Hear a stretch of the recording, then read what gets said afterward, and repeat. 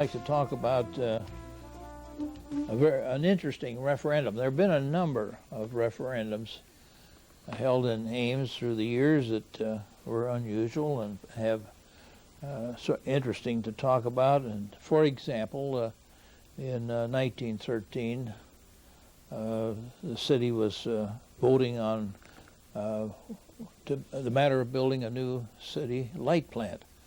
And the one built in 1896 had become inadequate, so the proposition was to either build a new one over on Squaw Creek or down on the south side of Lincoln Way and next to the C&NW tracks. The city voted by a pretty good margin to build a new light plant over on Squaw Creek at a location about where the 6th Street Bridge is today. But 3 members of the city council and Mayor Parley Sheldon had never favored building a new light plant in the first place. They wanted to just improve the one where it was. So with the Mayor Sheldon in charge, he saw to it that it didn't come up on the agenda.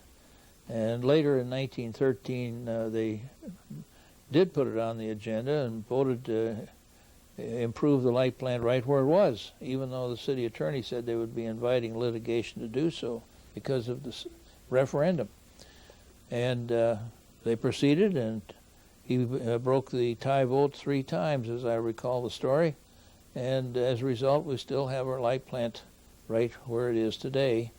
And the people over there on Brookridge Avenue perhaps can count themselves lucky that it came out that way.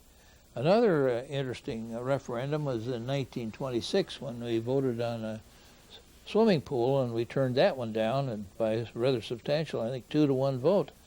And a few days later, Dad Carr, R.E. Carr, announced that he would build a swimming pool.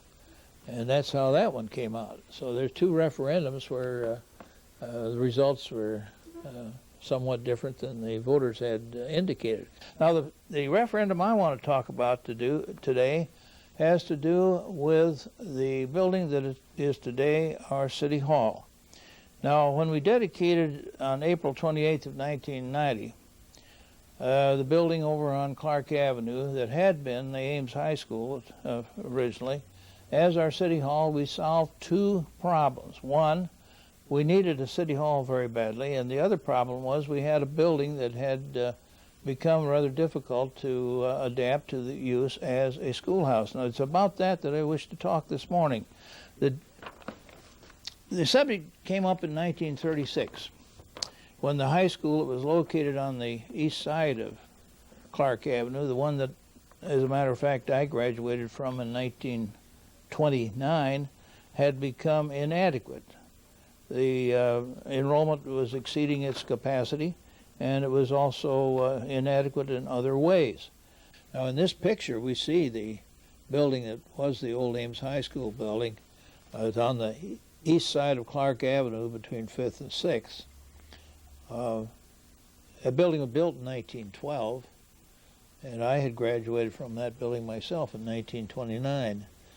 It was converted after the new high school was built, that we'll be talking about later as we go along. This was used as a junior high school.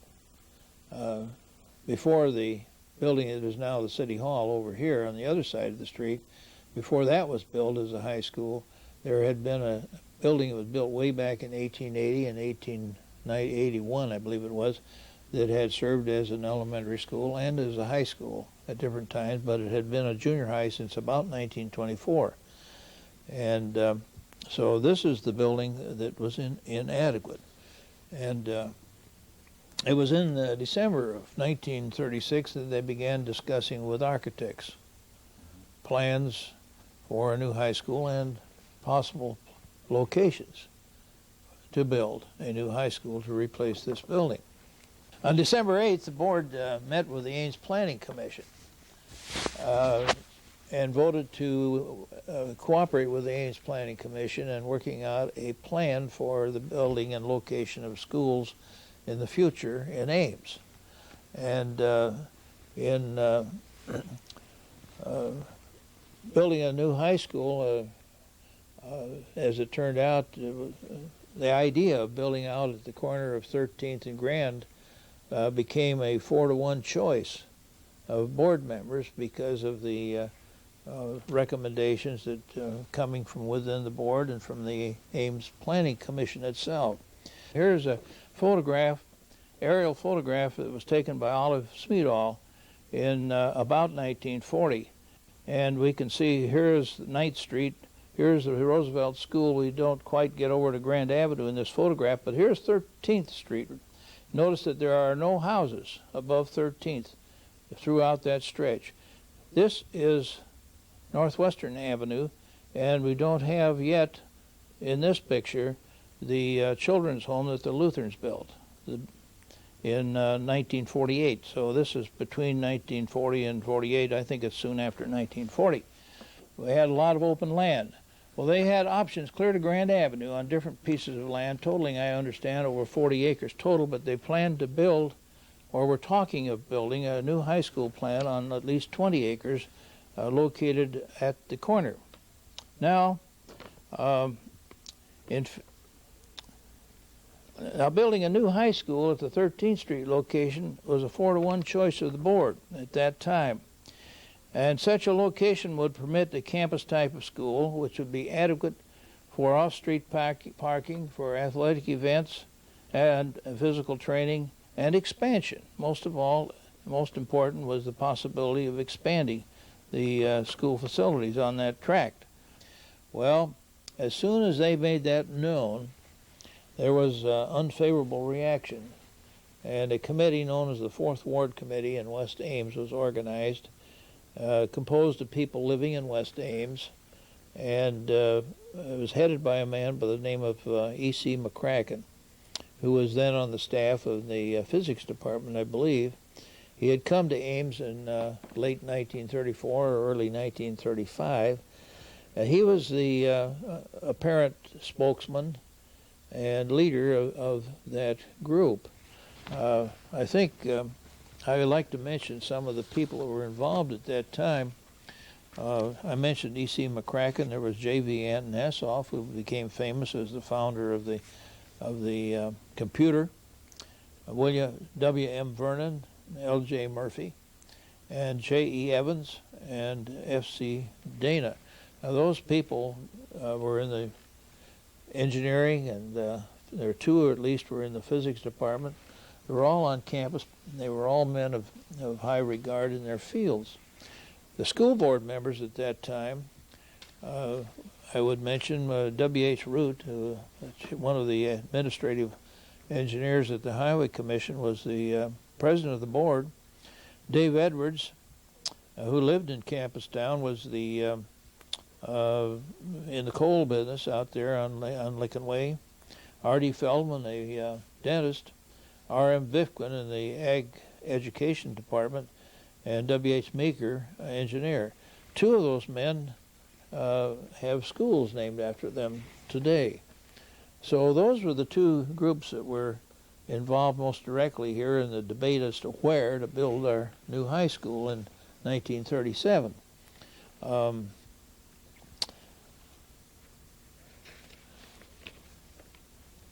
Well, they felt that that Grand Avenue and 13th Street location was like putting the school out in the country. And you can't ask our kids to go way out there, and they won't be able to participate in activities after school. Arguments like that were the arguments that they began to put forth at that point. And they proposed a number of other locations where they might favor building a high school. For example, why not put it down where the field house was, in south side of Lincoln Way, where the school board already owned land? Or why not put it out on the land west of Squaw Creek and on the north side of Lincoln Way? There's a lot of open land out there, and it should be available.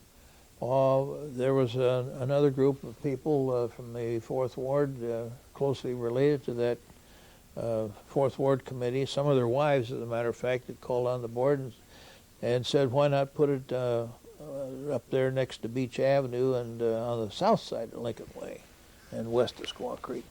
And then there was another location to put it on the area where this part of what is now Brookside Park, that flat ground that's west of Brookridge and east of Squaw Creek and north of the railroad tracks. Where there are tennis courts there today, and where the entrance into the park, Brookside Park, is today. Those were all locations that they felt would be more central. You see, central location seemed to be the one thing that was most important to people who lived in West Ames. Because of so many sites being proposed, the school board called in Mr. Dean Packer from the University of Iowa School of Education, and he came up to Ames and spent some time examining the possible sites, the result of which he made a report to the board, and his top choice, he said, would be the site up on 13th and Grand. 40 or 50 acres of land, he said, were available up there, and it would permit not only giving the school plant adequate setting, but would permit development of playfields, tennis courts, parking space, and all of the necessary features to have a satisfactory high school plant. As to the field house site on Lincoln Way, Dean Packer thought that it had serious drawbacks, but that would still be better than would the central school site. And he advised them strongly against the central school site because of its limitations and size. It would not permit expansion. The building that they would have to build on it would occupy practically every square foot of ground area that was available. There would be no off-street parking available. And furthermore, it would perpetuate the problem that had existed for several years since the field house had been built. They required students to cross the heavily traveled C&NW main line tracks to get to the field house during the fall and the spring of the year and on other occasions, because down there would still be the football field, the field house, the track, and the tennis courts. And in this picture, we can see what that was like. In this picture, we can see just the south part of the high school that they actually did build, where he was suggesting they should not. And we can see this is Clark Avenue, and right after 1951, when the city had bought part of the railroad yards for a parking lot there along Main Street. See that right there in that picture. And you can see that there's no crossing across the railroad tracks on Clark. Well, the students, to get over to the field house, would always go this way. You could tell them many, many times to go clear down to Grand Avenue, and they might do it a few times, but they almost always went this way, and then afterwards they would come back that way. Now, football practice, track, tennis, all of that activity remained over here for a long time after this building was built. And that was the problem he was talking about. And Everett Ritlin, I'm told, used to receive communications from the railroad frequently to not let the boys go across the tracks, but there was no way he could prevent it. Because that was a switch yard at that time. Well, all the switching was still done down here. That's right. Yeah. It wasn't until 1965 or so that these tracks were moved east of Ames. And today there are a lot more traffic then. A lot more traffic. And it was right here. All that switching back and forth was going on right there. And it switched off to the south to Des Moines and back to the main line or north on the C&NW line that went to the northern part of Iowa. Furthermore, he felt that the location on Clark Avenue between 5th and 6th was too much involved with the business district, and that further expansion, which he was sure would take place, would call for further complications with more traffic, and that the site would become less and less attractive as time went on. To build a high school on that site, according to Mr. Packer, would solve the problem only in a short-term period. And he advised the school board to not put a building on that location for those reasons. Well, here is a picture of the Grand Avenue and 13th Street location. This taken after roughly 1945, I would judge. Here's 13th Street, running this way. The street has been widened and improved since then, of course. And here's Grand Avenue going north, and here's the corner where in 1941 the Seventh-day Adventist Church was built. All these houses, you see, have been developed since 1940, as a matter of fact. Now, the City Planning Commission had called a man by the name of Flavel. His initials are gone from me right now, but he was a nationally known city planner out of New York. And the city had commissioned him to come to Ames to study the city and make some recommendations, among other things, as to where to build the new high school while he was here. And he had concurred with the head of the school from Iowa City in recommending that this was the best location. Well, at the time, in 1937, these houses were not there, but here we are just a few years later, and he did recommend, what did we say? He predicted that this is where the fastest growth in the city was going to take place, is right in this area, see?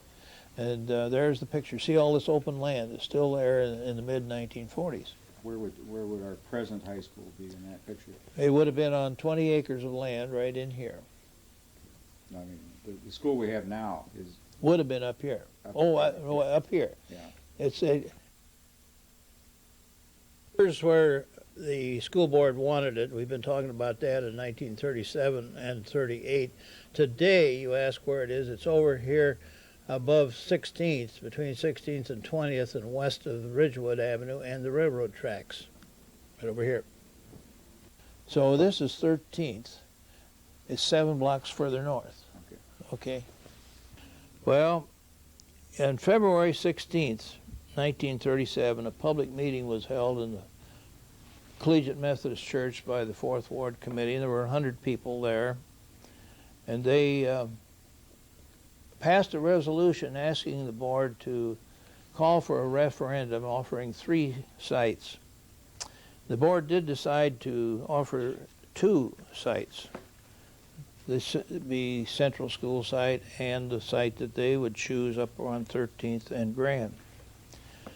And the 4th Ward Committee proceeded to send their literature over the town and make public their desires in requesting the people of Ames to vote for the downtown location on Clark Avenue between 5th and 6th Street. Well, the board set the referendum for March 8th, 1937. And that would settle the question of where the high school would be located. The 4th Ward Committee were sponsoring their own candidate. That same referendum would have the re-election of board members, as well as the choice of the building site.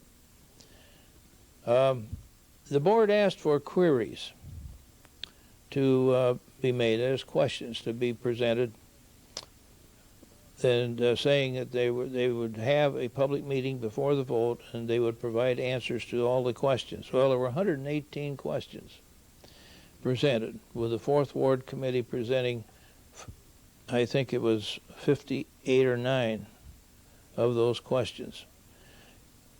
And on different dates, starting I believe on March 4th, on 3 different issues of the Ames Tribune. There's 118 questions were presented, and with the board's answers. And then on March 6th, that was the day that the last group of questions were presented in the Tribune, a rebuttal of the board's answers was given to the public by way of the newspaper. These were written by McCracken, the chairman of the committee. He stated that his committee still did not agree with the board's decision. And one of the interesting questions that had been asked by the committee was, did Superintendent M.G. Davis carry on academic work with Dr. Packer at Iowa City? The answer to that question had been that yes, he had, but that should not discredit either Superintendent Davis or Dean Packer. But in his rebuttal at this point, McCracken charged that Dean Packer's trip to Ames was merely a matter of form and only a verification of Superintendent Davis's conclusions on the matter. So you see that there was no agreement here between the people in the West Ames area and that committee and the school board. Most of the queries that were presented to the city had to do with why they had not considered those other locations, and also had to do with bonding levels and the finances of the building program. Okay, on March 6, 1937, the Ames Planning Commission published a map on the front page of the Ames Tribune showing the distribution of the Ames High School enrollment. And I have the map right here. For example, here is the downtown location, the old central site, and where the high school had been. And up here is the proposed location that the school board was advocating. This is 13th Street here, and this is Grand Avenue right here. Now, these circles show distances. This is the 1 mile distance, and this is the 2 mile distance from the sites. And the figures that they show here, each dot is a student. That 75% of the enrollment in the high school lived in the downtown area and 25% in the Fourth Ward area, the West Ames. As determined, as measured from the downtown location, there were 62 students who would be beyond the 2 mile line.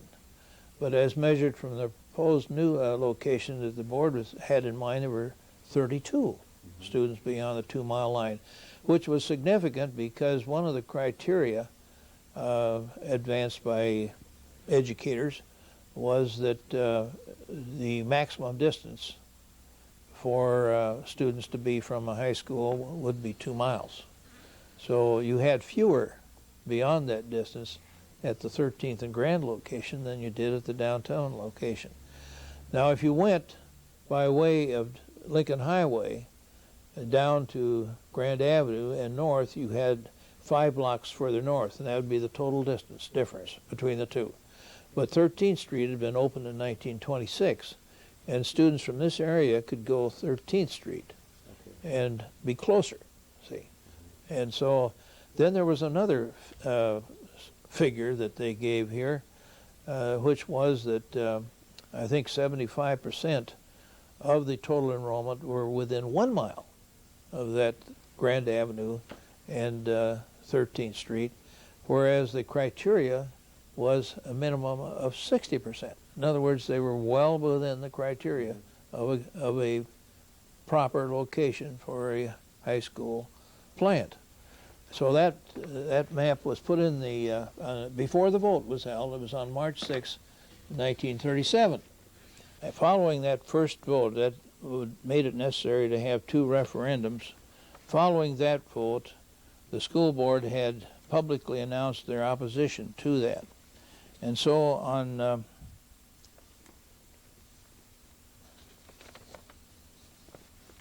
I'll get that date here a minute ago.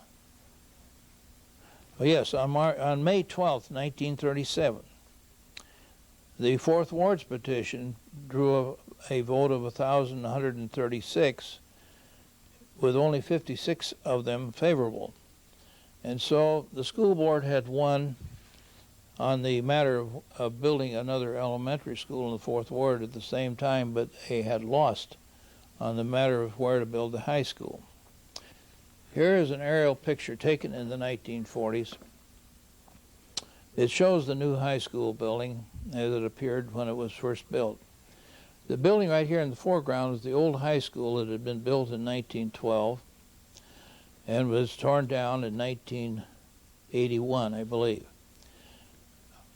Following the completion of the high school, the old high school was put into use as a junior high.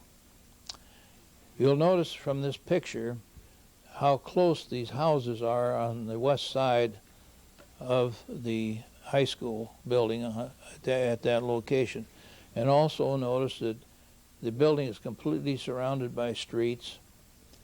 And it's this area in 1967-68 that the school board did buy those houses. And that area today is the parking lot for our City Hall.